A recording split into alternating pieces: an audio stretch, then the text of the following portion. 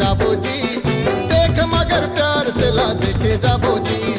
चला संगी चला फिल्म देखे जाबो जी, देख मगर प्यार से ला देखे जाबो जी। 20 सितंबर के आवत है, दिलीप राय पहली फिल्म लावत है। 20 सितंबर के आवत है, दिलीप राय पहली फिल्म लावत है।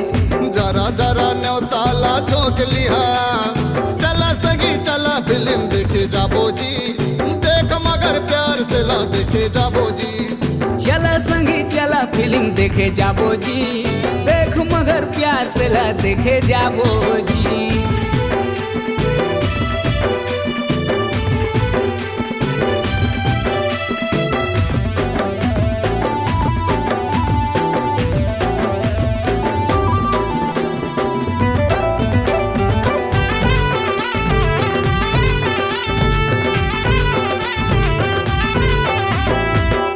मोहब्बत में बड़े मजादार है, जोन देखी कही ए फिल्म जोरदार है।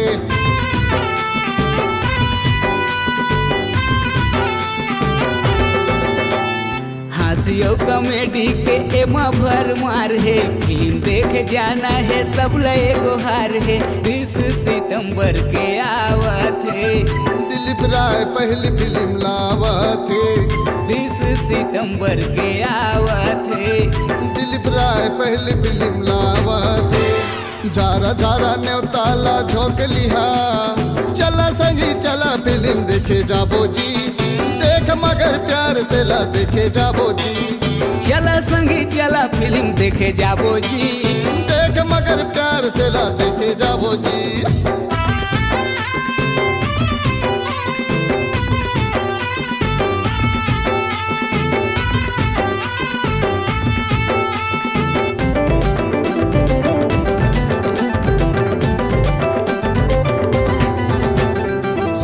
संगवारी संग मजूर मिलके आना है, पूरा परिवार लजी घलो संग मलाना है।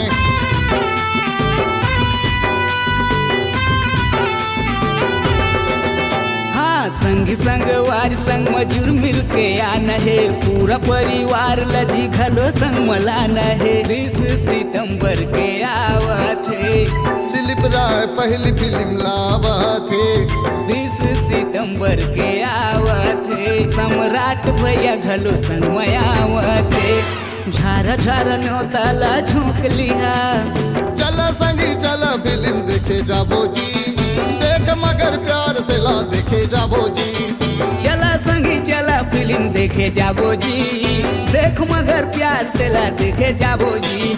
चला संगी चला फिल्म देखे जाबो जी, देख मगर प्यार से ला देखे जाबो जी। चला संगी चला फिल्म देखे जाबो जी,